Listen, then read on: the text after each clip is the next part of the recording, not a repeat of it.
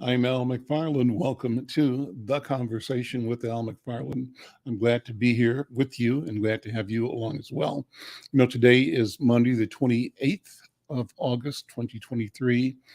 State Fair is in full bloom. In fact, inviting you to join us for a special edition of The Conversation tomorrow. We'll be broadcasting for 2 hours rather than the usual one. Tomorrow's program begins at noon, and it'll run the first hour from noon to 1, second hour, the regular time from 1 to 2. We've got an exciting group of guests lined up, including the international jazz superstar Najee, and including other special guests that you'll be pleased to connect with tomorrow. So bookmark that, be with us tomorrow for our State Fair edition of The Conversation with Al McFarlane. We'll be live at the State Fair, live broadcasting on KFAI, and of course, live streaming across all of the platforms we have here today. Speaking of which, we want you to support this conversation, this program, this initiative, this work. That's what I call it. And you can support it by becoming a subscriber. We're presenting this across about 7 social media platforms. We're on 2 YouTube channels. We're on 3 Facebook channels, and we're on LinkedIn and on Twitter. On the YouTube channels, we're at the Black Press USA. That's the platform for the Black Press of America. We're members of that at Inside News.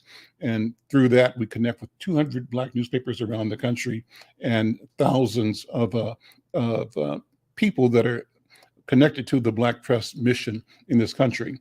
But we also are streaming on the Inside News YouTube channel, and we want to do our measurement, our metrics of how and who we're reaching through that. So I'm asking and inviting you to be a subscriber. You go over to YouTube, Inside News MN, click on, and then subscribe, share, and like. Subscribe, share, and like, and then you will be part of building our membership, our subscribership.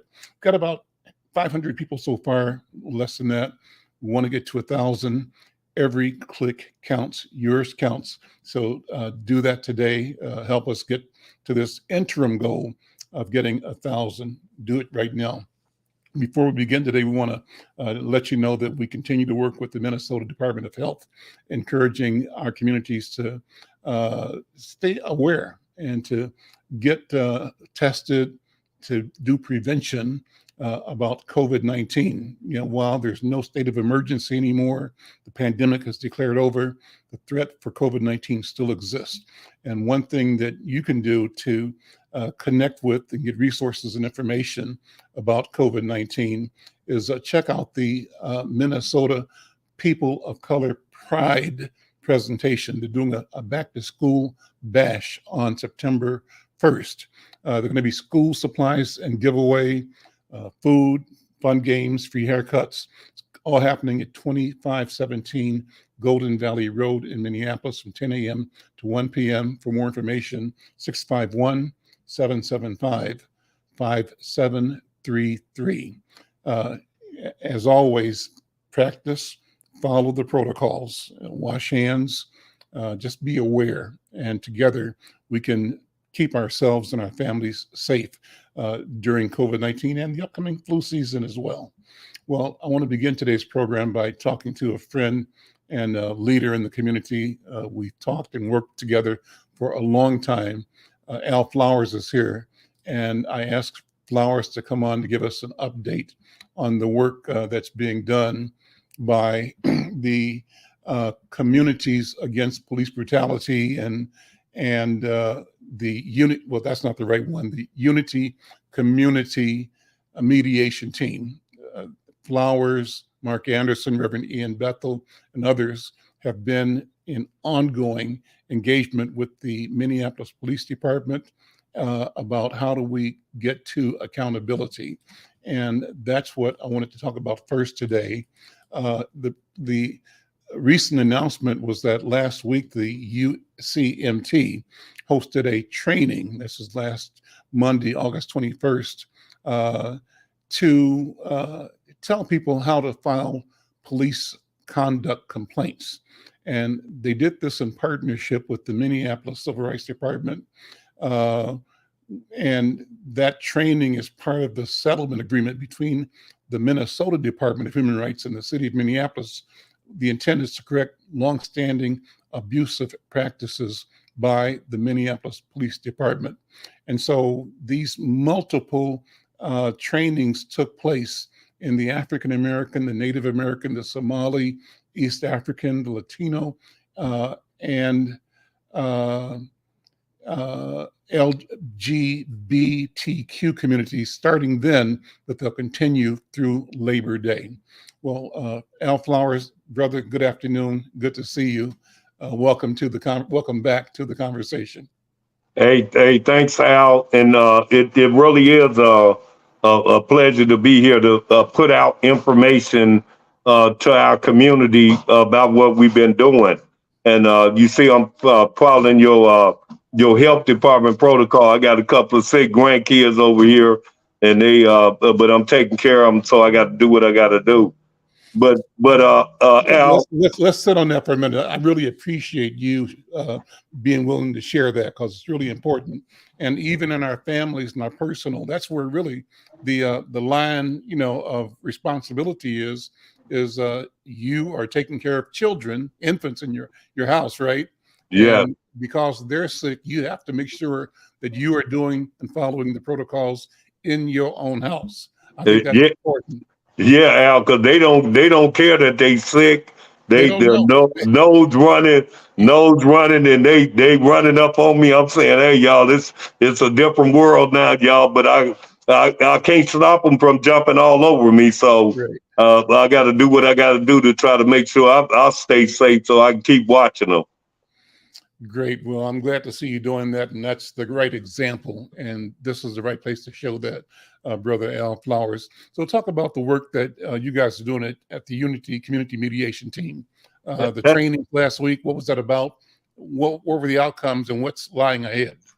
Well, Al, it's important that what we're doing when we talk about the centers that we're trying to open in our community, so you can go to a place like New Salem Baptist Church, the NAA community, and then in other communities like Little Earth, the American Indian Center, the Latino community, the Latino community, and then the East African community. They're all those are all places where you can go and file a complaint as a citizen, because sometimes you don't want to go downtown. And what they have did over the period with the settlement agreement and the consent decree is it ain't no internal affairs no more. That you can't go to internal affairs, but you can go to the OPCR, which is under the Civil Rights Department. And so we said we want somewhere in the community that we can go, and that's what we've been doing, setting up these sites so people can go there, and we're gonna have them all open by Labor Day. So that's what we're doing in the Civil Rights Department, is giving the community the training so we can do it right, Al. And there's three things there. There's the MOU that we signed with Minneapolis Police. It's the settlement agreement, and then it's the consent decree. In my take, if you look at it, the MOU that we did with the police department is stronger than some things in the settlement consent decree, and we got to get that message out like we're trying to do now. Because that's at the end, the community is going to be in charge, Al, and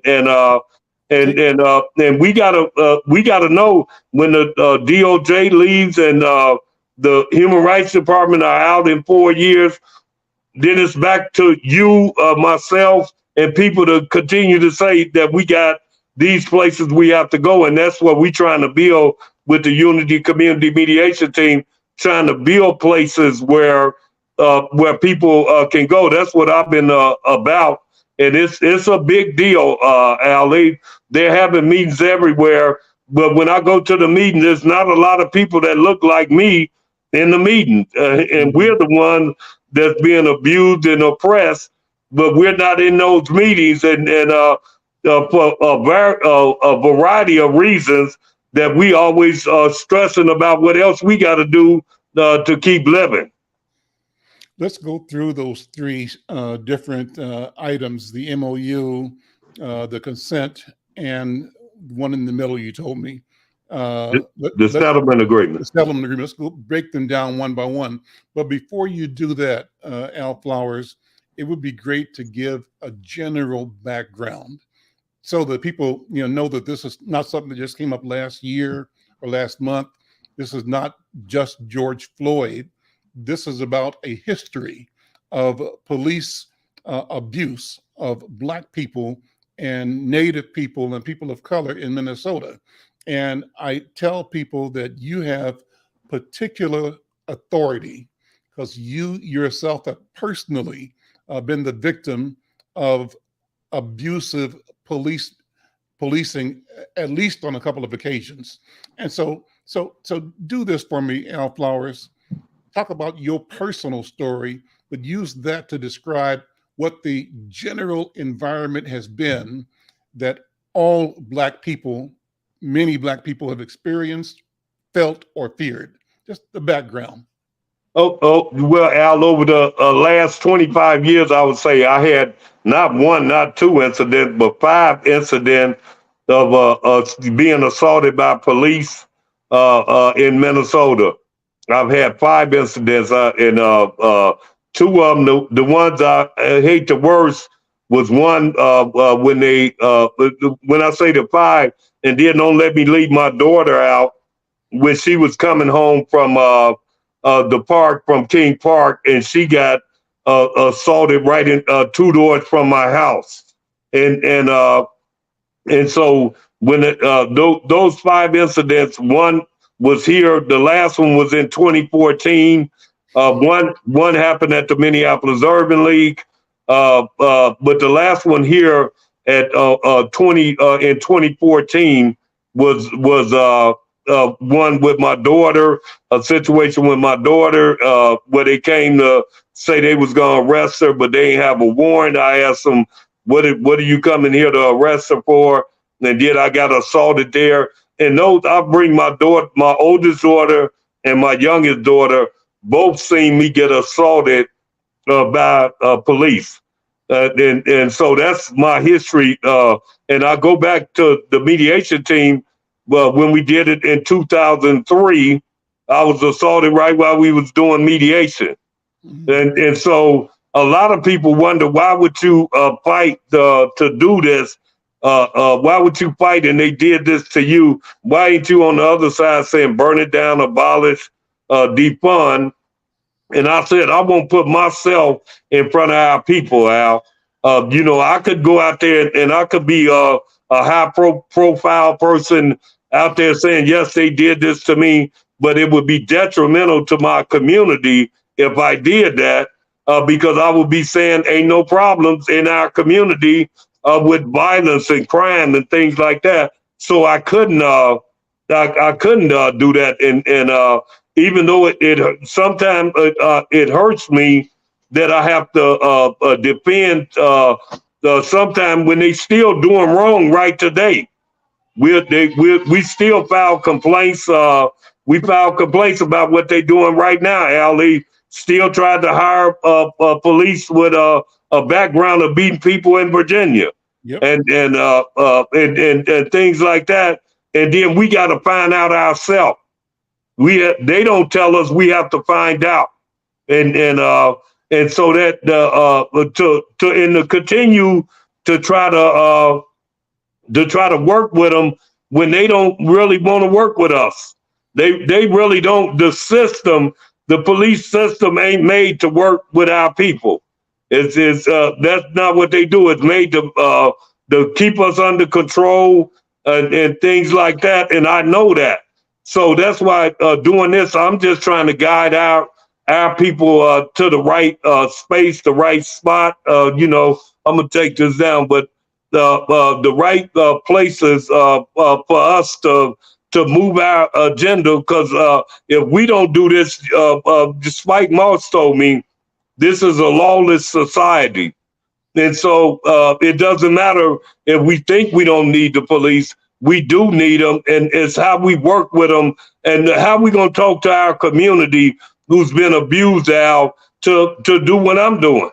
You know, it's hard selling this to our community, saying, no, you need to be a police. They don't understand. You really do need to be a police. Mm-hmm. And that's where we, so the beatings that I took, that a lot of people that's fighting against them know I took them, and they wondering why we don't just demolish, abolish, defund, and all that, and we just can't afford it. Let me restate what I hear you saying, just so that you know, you're presenting a unique balance. On the one hand, you are speaking personally about your experience being a victim of police abuse, and I know I ran a front page story on you, I believe, that showed your face busted up. You know, you were beaten horribly in your own home when you were questioning why the officers were there without a warrant and seeking to arrest your daughter. They went in on you, and we saw it, couldn't believe it, and that's why we put it on the front page of the paper. It was devastating. And then that wasn't the only time. There were several more times for things that happened with you. And yet, this is what you just told me, and what I know, you have maintained the position that as a community, we still need to have responsible policing.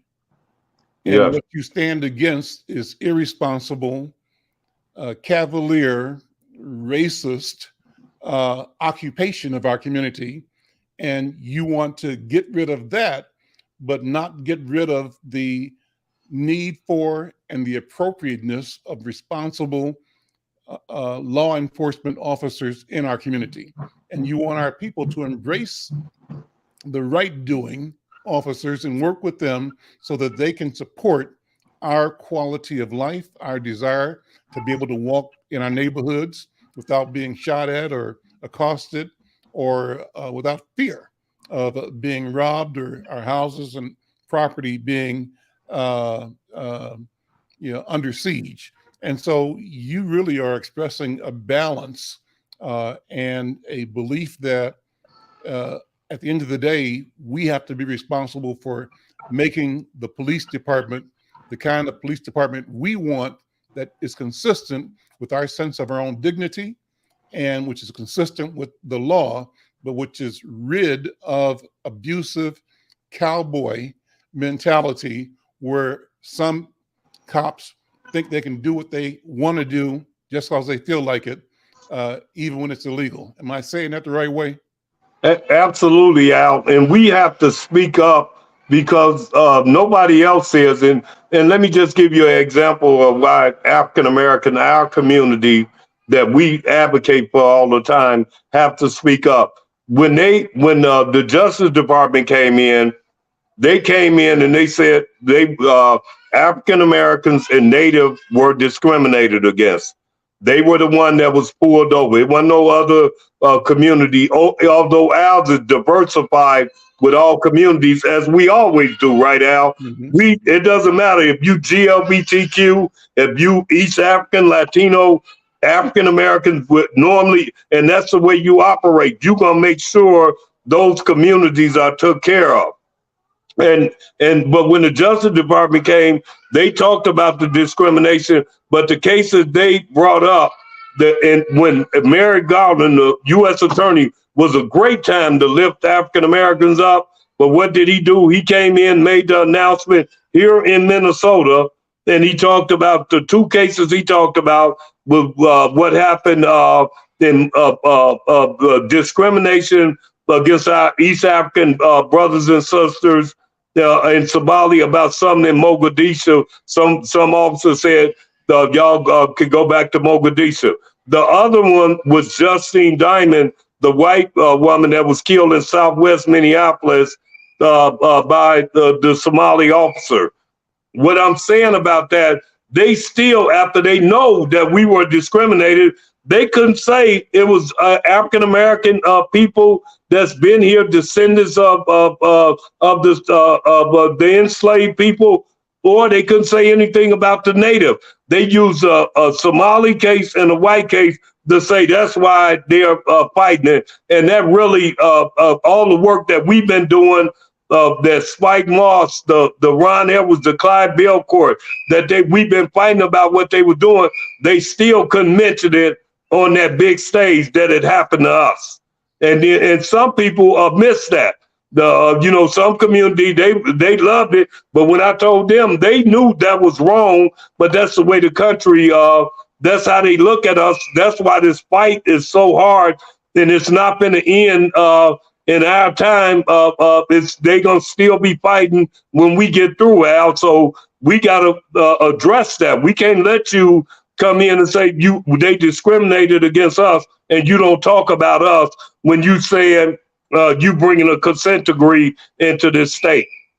Go ahead and separate out then the consent decree, the MOU, and the state's settlement agreement. Settlement, yeah. So yeah, 1, 2, 3. Describe them individually so we can see the difference. And all of them are in force at the same time, correct? Yes. And the MOU was voluntary with us, with all these communities and the police. They voluntarily signed. We agreed. The city attorney of Minneapolis signed it. The interim chief Huffman signed it. You've had her on the show before. Mm-hmm. We all agreed to this.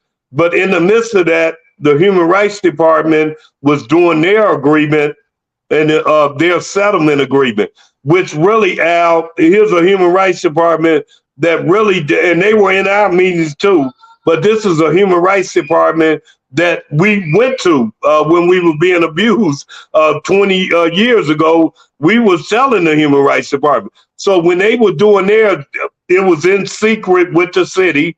You didn't know, I didn't know. They were working on this agreement, so they got it, and they wanted to get it done. And it's not like the agreement that we had. It was more watered down than the one we had. And we so focused on ours, we not noticing that they had changed rules. Like we had in our agreement of 90 days, if I filed a complaint within 90 days, you got to get back to us. The Human Rights Department changed it to 180 days. We didn't know that until the Civil Rights Director of the city, Alberta Gillespie, who I know would love to come on and speak on some of these issues, that she told us that they changed it to 180 days. Well, that ain't what we wanted, and that the police had agreed that they would get these cases back in 90. They pushed it back even further. So that was one thing that I thought was foul. The State Human Rights Department, right? Yeah, the State Human Rights Department, MDHR. Mm-hmm. They changed that. So that's something we working on now. We sent them a letter from the UCMT to tell them, no, that's not okay. That's not okay. Just like when the Justice Department did that with Justine Diamond, and the Somali situation, we sent them a letter. That's what the UCMT did. We send them stuff to say, no, this ain't okay, because we backing up the community, and that's why this stuff is that people don't know. This is hard, trying to keep us together and then advocate for ourselves with a diverse group of people. So in the consent decree, the reason we look at the consent decree, we can't depend on it because they had just left here in 2017 saying everything was all right. The Justice Department just left and said everything was okay when it wasn't okay then. And now it's more media driven now because they trying to play like they want to do something, but at the same time, Al, they're forgetting they forgetting George Floyd by the day as we keep moving this agenda. That's why the UCMT got to stay strong and stay through the process. Don't worry about MDHR. Don't worry about the consent decree. That's a legal document, but it's not going to help us like this MOU we did with the police department. So what do you think? I'm glad you mentioned the George Floyd incident, because I'm talking to people who feel like all of the promises made and all of the concerns showed is now disappearing, and that people made a lot of grandstanding statements, but bit by bit, that memory is being erased. What are you hearing on the street? Yeah, that's exactly what's going on, Al. They trying to get away from George Floyd as quick as they can. We didn't benefit. I've been saying that we not said it on this show. We didn't get anything out of that, out of the George Floyd thing. Some individuals did, but did we advance any cause with the police? No, I don't think so. They because if what we did get, if the police did something, they would we had some activists that would gaslight the situation and try to exploit it, but and that's it. That's what we down to now, exploiting situations in our community or letting it go by. So that we got nothing out this deal, Al. It's a bad situation that we're dealing with right now. We're dealing with it today because they have forgotten about George Floyd. They don't want to talk about it. You see that with the firing of the not the firing, but really it was a firing of the public safety commissioner. Because they never. That for a minute. Let's go into that for a second. You and I talked about that. In fact, you were at the event over at Shiloh, his going away reception, and you put him on the phone. I spoke to him briefly. Tell people about what we're talking about.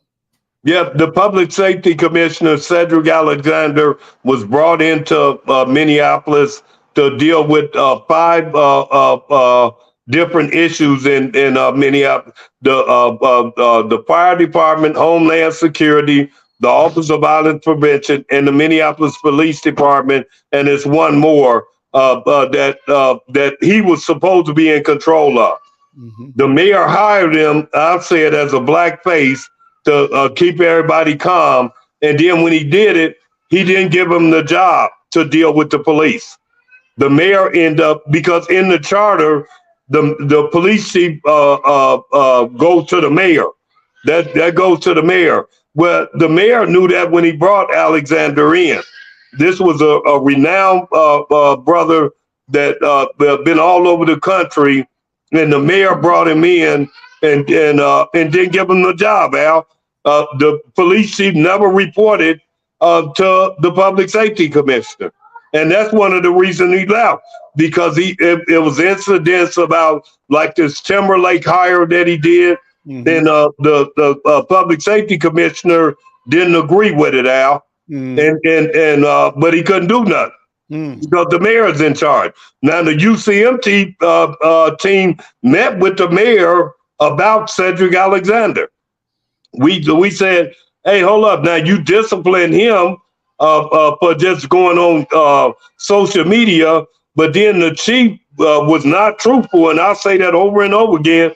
He lied, but they like to say untruthful, and I'd have changed my words now to say he's not being truthful, because that's a policy that they supposed to be truthful, and but nothing happened to him. And then it was and right now today it's an investigation going on in the city of Minneapolis about our police chief because of that incident with Timberlake, but hiring him. But it was also when he first got in November, he got into an incident with the Edina police, where he was and they filed a complaint on him. That was in November when he first got here. The mayor or anybody never said anything about that. And then he had another incident with use of force. And this is why I think the commissioner of public safety really left, because he was telling it to the mayor, and then I think the public safety commissioner or the mayor is the one that opened the investigation on the whole thing.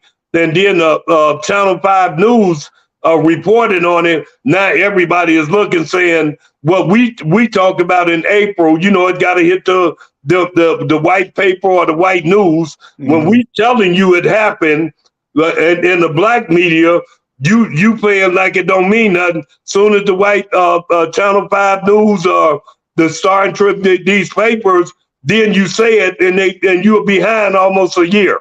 And that's what happened. We lost the public safety commissioner because they never gave him the job. He never could tell the police anything. And he opened I believe it's going to come out, because now all of a sudden, Al, the city attorney is investigating who leaked that information out. They just did that today, saying now we're going to investigate who put the leak out, not investigate what the leak was about, which was about the chief doing something in Edina that shouldn't have happened in November. The chief doing that with Timberlake, the chief in a excessive force complaint. All those things, and they saying there's even more coming forward. And they're fighting with the union, the police, the chief, and they're fighting with the union.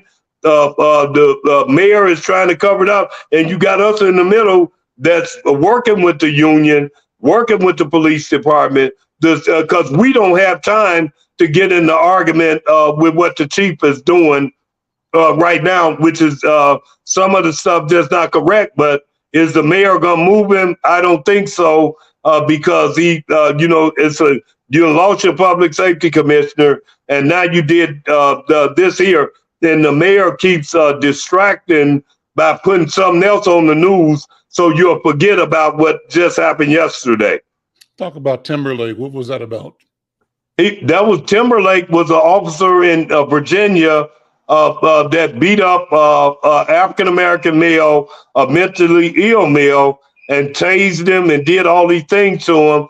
And he was let go on the porch, but he did not. And then he went to court, and as usual, they said they dismissed the case and let him go.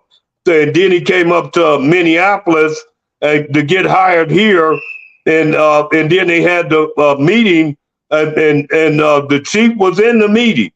The chief was in the meeting, but he said he didn't see the video tape. And then Timberlake said, "No, but I told you everything I did. I told you everything I did," and he didn't act on it. He said, "If I would have seen the videotape, then I would have said something." But I didn't see the reports indicated that Timberlake said that he wanted to make sure it was on the table because he didn't want to have blowback later, right? So he went and said he disclosed that he had been in a situation out in Virginia, and that he presumed that they'd be doing the due diligence, and they offered him a job, so he figured it was okay. And then what happened then? How did it? So they offered him the job, and then they always try to drop it on the lower employee, but we all knew, and I got mine from this came straight out of there with what was happening down there. When he did that, and he couldn't get out of it, Al. They started knocking people out and saying, you did it, and putting it on somebody else.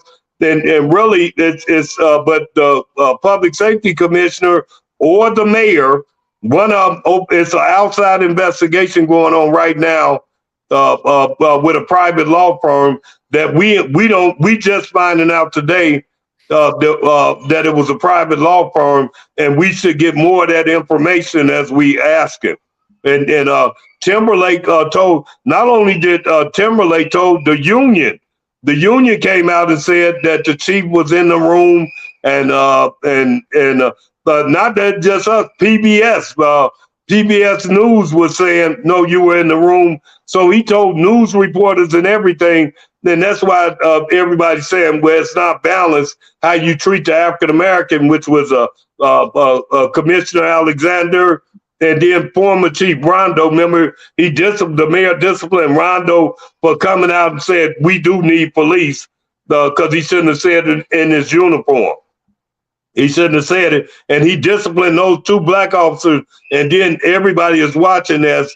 I gave you 3 incidents already. Edina, the use of force, and the Timberlake one. Then nothing's, no discipline, no nothing. What was the Edina incident? The Edina incident where he was trying to tell Edina police to give him information on a domestic with one of Minneapolis MPDs, and Edina said police wouldn't give it to him, and then they said he went irate. That's public. That's public now that he went irate, and then the Edina police filed a complaint on him in November. He had just got here. Mm-hmm. And that's what's going on there. And then the other one is the use of force that he didn't have his body cam on, and it was force used in that, and then he didn't write a report.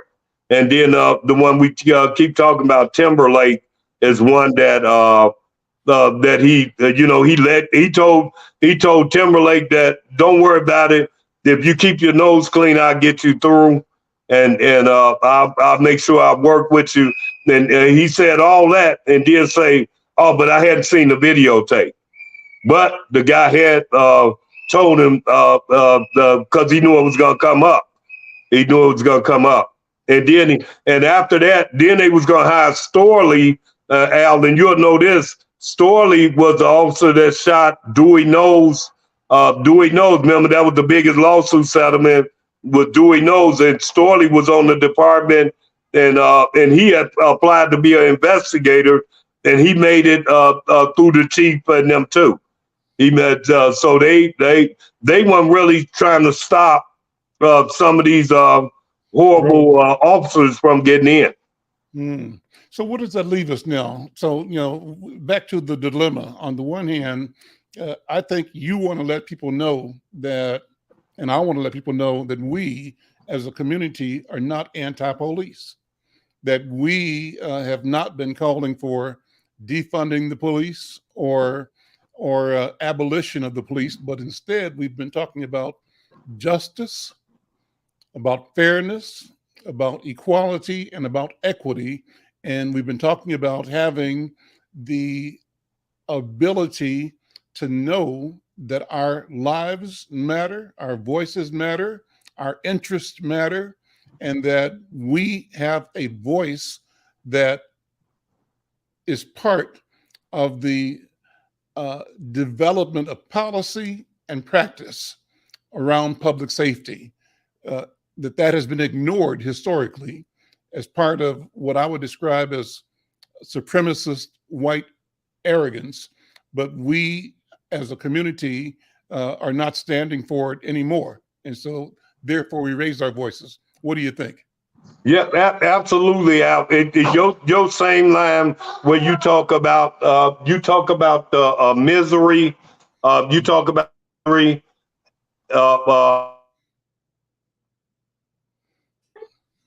but you talk about the misery, the misery management machine. We get the misery, they get everything else, and it goes to this with policing. This is why the policing is so important, Al. That we got to get this right, because we got something bigger in front of us, and that's the economics. That I know we're gonna do a show on coming up in the future. If we don't get this police thing right, we're never gonna get the economic part right. And that's why we what you said. We know we need the police. The people that say we don't need the police, somebody said that. Well, how do you get to? I said, no, I talk to our community. I talk to you, Al. I talk to the people in the churches. I talk to leaders in the community. And we were saying we need police. We got to do it right. But it was people making a lot of money off of saying, no, let's just get rid of it, abolish, dismantle it. You was making money over there. The media was making money to keep that fire burning, because you sell more advertisement. It's more stuff there. but it's so important that we are doing this right here, Al. And I don't have to tell you this. The economic part. I want to get over to this economic part because you've been saying it for years. We've been getting robbed on economics, but they know if they keep us over here with the police, we never gonna get back to this $17 billion surplus that the state of Minnesota had. Keep arguing over here while we dwindling this 17 billion off. And that's why me and you right now, we really got to know these people have to let us advertise to our community, because that's going to help on this public safety part. It's going to help us. But we got to do them both, Al. We got to do both of these things at one time. And they're major things that I'm not, all I know is I'm telling you, come on, no, you got all this resources. No, you're going to let us tell our story. Let us tell where you can create business, where you can get housing. But if you could keep us on the police, which we got to stay there, then we ain't gonna never get over here. This is such a hard task for yourself, for our black media, because everybody wants to say, hey, let's BIPOC, let's minority, let's be together, people of color. Well, all those communities know how to access these dollars, and that's what I'm telling them. No, y'all know how. We were never taught that, and they're teaching other communities, okay, come on in. I got an office for new American, new immigrant. I got for Latino. I'm not fighting against what you got for them, but you didn't give it to us.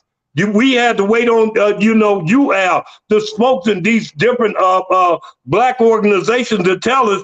And I'm saying that to the meters, to NDC, to the housing people. They got millions and millions of dollars off our back right now, and they want us to be focused over here. So I can focus over here if the rest of us is making sure that we get dollars coming in so we can change our economic outcome. Al, what's going on the next few days? Any meetings that you want people to be aware of? Any issues that are top of mind right now?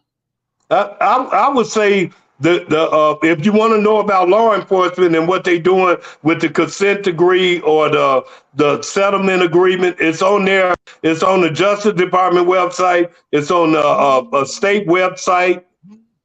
It's on the state website. It's on the city website. Then it's on the UCMT website and the Young People Task Force.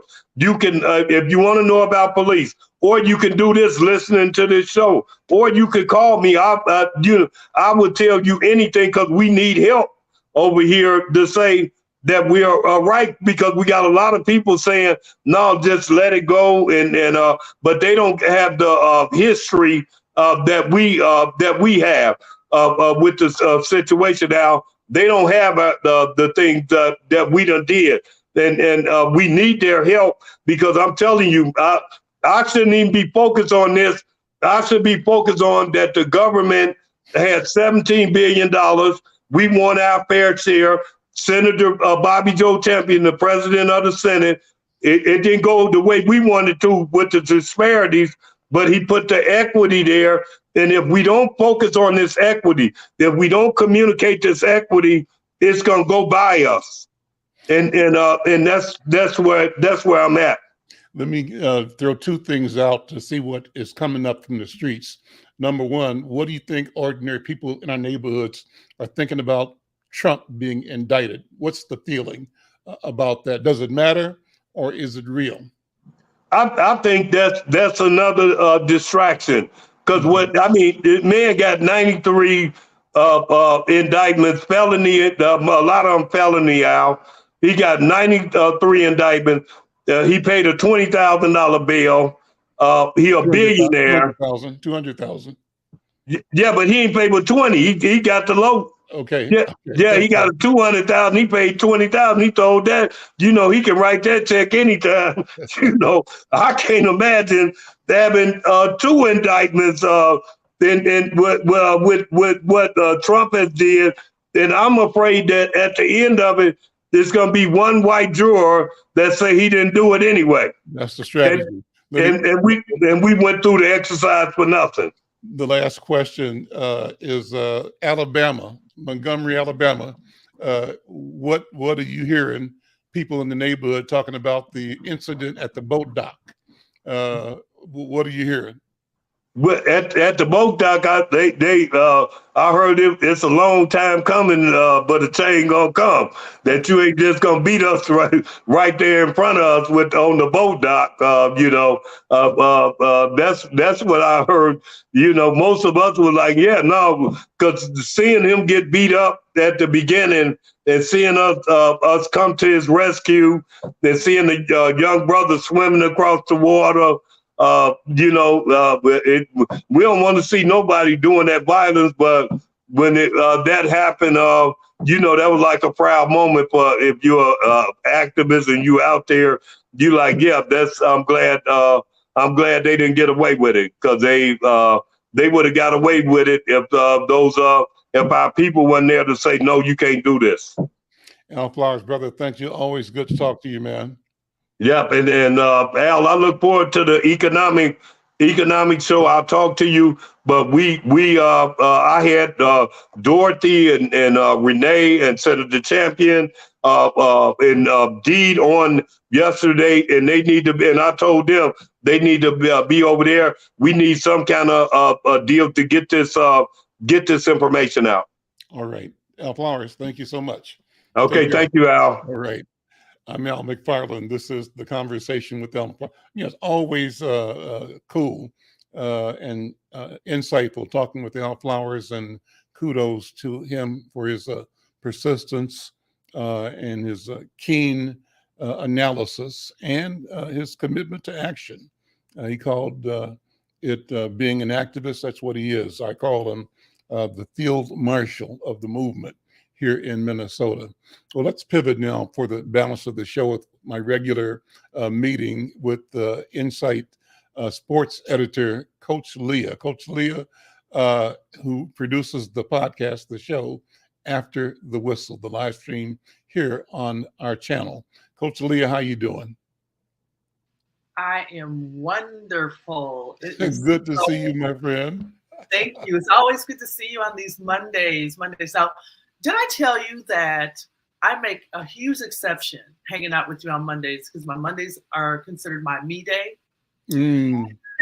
And I need that, because when you're somebody that's in the service realm, where you're dealing with people in the public all the time, you need to just have a day where you can just be by yourself, be quiet and whatnot. But I will tell you, I was excited to know that I could join you on Mondays. And actually, for my me day, I get excited thinking about what types of things we can talk about on Mondays. Just have a conversation, because you're one of my dearest friends and mentors, and I mean, you've just done such a job where I don't even have to see you every day, but a lot of decisions, business decisions, I might make. Decisions in regards to how to talk about content, how to deliver news. I hear your voice in my head. And so I'm grateful for that. So I love spending my me days with you on Monday. Oh, I love spending it with you as well. I'm excited because I think that what you represent and what you're doing is significant and important. And you are elevating, number one, an arena of activity, not just the sport itself, but the story behind the sport. But not only are you elevating the story behind the sport, you're elevating your personal track record, your history, and your knowledge base, and your capacity to really explain and explore what changes are both taking place and needed for the development of opportunity and equity and equality and advancement for women in particular, but for everybody, to make sports fair. That's what I think. Well, thank you for that. And so often I feel the imposter syndrome. I wrote about it early in one of my first articles, rejoining the team here. You go through an imposter syndrome, like, who wants to hear what I have to say? How is what I have to say important? And I'm grateful to you and a few other people who have really tried to kind of push me ahead to say, no, what you've experienced, your story, your journey is important. And there are people that will care and could learn something from what I've experienced, what I am experiencing currently. And so I'm grateful for a platform for this ability to share stories. I like to say I'm a storyteller. And so to be able to share these things. And so I'm learning to get out of that space and be more forthcoming and feel more confident about sharing. And that's probably a reason why so often we are treated unfairly as women, as Black women, because we don't feel like we're enough. And we are enough. We're more than enough. And if we've got to stop that that imposter syndrome taking over our voice. And so, again, I thank you and for pushing me. I thank you for allowing for this platform. And, I want to do my best work. I will always bring that every single day.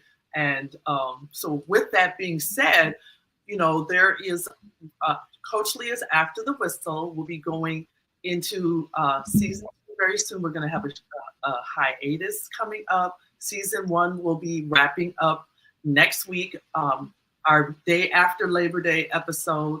And I am going to have a guest hosting for me beginning tomorrow's episode. And his name is Brian Spann of Spann Man Media and also of Insight News. And he's one of our photographers. He's bringing his keen eye and expertise to Insight. I'm so grateful that he's agreed to take over for my duties tomorrow. And the reason he is taking over my duties tomorrow is because I am having a surgical procedure done on tomorrow. More will be coming forth in regards to that and that journey.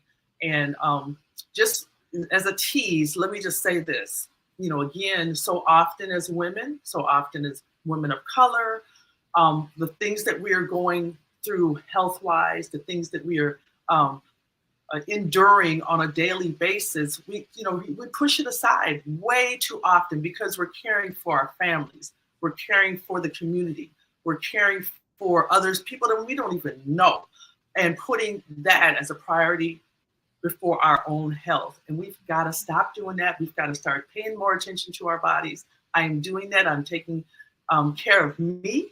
And so I'll be going into a hiatus a little sooner before my show, but there are going to be times between now and season 2 where you and everyone will be able to learn about this journey. And it's really, really important that I talk about this what I'm going to be going through. Well, that's really cool. Let me just weigh in on that in a certain level. On my side, and this is good for all of us to think about and talk about. I talk all the time, Coach Leah, about 3 things. One is that, on Friday, we do the Healing Circle with Dr. Breveda Garidakinsanya. Oh, and I love her. Please tell her I said hi. I will tell her. Very but I tell on the show that 3 things. One is that, she is a customer of mine. Her company buys advertising and Insight News. Number 1. 2, I am the chair of her board of directors, the African American Child Wellness Institute. 3, I'm also a customer of hers. I go to my therapist every Friday morning, and I've been doing therapy every Friday morning for at least 2 years. I wish I had started 20 years ago. And the reason I'm talking about it because I want other brothers, in particular, other Black men, to say, you know what, we need help. I'm saying Al McFarlane needs help. Al McFarlane needs help, and I'm willing to and anxious to seek that help because help is there, number 1, but you got to go ask for it. And the beautiful thing is that we got people in our community who have fabulous knowledge, ability, skill, and genius, and they are there in their capacity as healers. And so you saying that you want to talk about what you're going with and through, That's wonderful. I think that's what we got to do. We got to talk to each other and tell the truth, and that's the name of the game. So absolutely. So I want to give a shout out. So Mhm. my care team is 3 amazing women, Mhm. 2 of which are of color. Mhm. And Dr. Tracy Lynn Hall is my oncology surgeon. I have Dr. Vani Patlori, who is my primary caregiver, beautiful sister, young, East Indian, sharp, very thorough, amazing. And then I also have Dr. Tiara Richmond, who I consider my complete wellness doctor. She has a total wellness, your total care and day spa. They do it all, and they are all, I keep them all in the loop. They all have access to each other's notes and that comprehensive care that I'm so grateful for. And again, I've got 3 sisters that are going to be helping me on my journey, here and moving forward. And that's what it's about, being able to have a care team put together. So with that being said, I just wanted to tell you guys, be on the lookout for this. We're sending, please send positiveness, your love in your life this way. And be sure to watch Coach Lee's After the Whistle tomorrow, 4 p.m. Central Standard Time, live. Your comments and questions will be able to be answered. We've got a great guest, Michael Shelton from the Minneapolis area, who is the executive director of a youth program out of the Twin Cities, the Heritage Youth Sports Foundation. Plug, that is my brother-in-law. I'm just gonna throw that in there, but he's doing great work. Awesome. And my new brother brother from another mother, Brian. They're going to be having a very engaging conversation. Our final show of season 1 is going to be super cool. If you know who Sean Lumpkin is, from the Twin Cities, former NFL player doing really great philanthropy work, and also in the pharmaceutical, if I'm not mistaken, corporate space right now, which again, I think that having us, people that look like us in those spaces, in decision-making places, is so important. So that final show of season 1 is going to be a hit as well. So thanks to you as a co-executive producer. Thanks to Vash as another co-executive producer, my development producer, Nicole Lester Merritt, who's going to be moving away to Florida, but that's okay because we've learned COVID has taught us a lot. And this That's right. I'll have to be in the same place to work in excellence, to work in concert with each other, and to be on the same page. And so that's what I have to say for today. Well, one last 30 seconds on the notion of reunion. Yes. So the notion of reunion, when you talk about the couple that I was on that is in the paper, talk about the story in today's Inside News about the class reunion. Summertime, the time of reunions. We always have families talking about their family reunions and whatnot. And 2 really great reunions that I know about that happened. I was attending my 40-year high school class reunion, Washburn High School. I've been getting a lot of teasing being away from Minneapolis that our mascot is a Pillsbury Doughboy. Isn't that terrible, people? Just terrible. But it was a great time. It was so wonderful seeing so many people I hadn't seen literally since we walked across the field. We call it the field because, we graduated outside. And so it's the field that we crossed or whatever. And then McCray Park on the south side had their McCray back in the day at McCray, the 14th annual there. And so many people got together, people that hadn't seen each other in the community. They all went down to converge at McCray Park. It was so much fun. When you have a chance to get over to the south side, check out McCray. For years now, they have had really great programming coming out of that little park down there on 46th. We're out of time. Read all about it in Inside News, ladies and gentlemen. Coach Leah, thank you so much. And prayers and applause to you all day, every day. Thank you. Thank you. Thank you so much. Happy Monday.